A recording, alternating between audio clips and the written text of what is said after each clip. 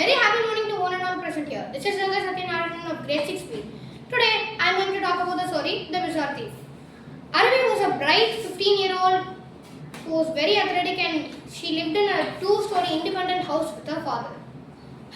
She lived with her mother and her younger brother Aram. He was very mischievous and playful, but he managed to find trouble wherever he went.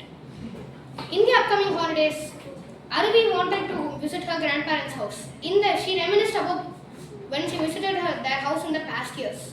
She had a particular fondness of sweets, and her brother had one too. Then, when she was traveling in the car, she saw powerful waterfalls and even rare animals such as the three-toed sloth. When she was lost in thought while watching out of the window, a hand reached out, trying to grab her precious necklace. When she got a full view of it, turns out it was a monkey. She recoiled but had a small smile on her face.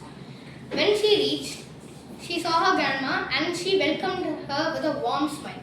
She asked if she could eat some sweets. When she was going to, her grandma replied with yes with a warm smile.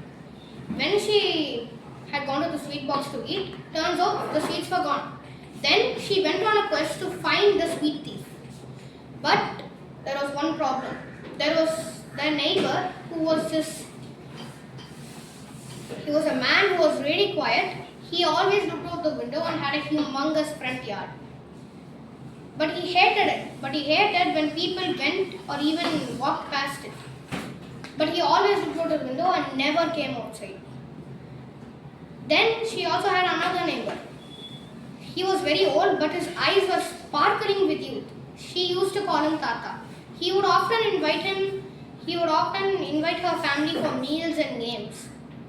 He also had a pet dog who was named Maran.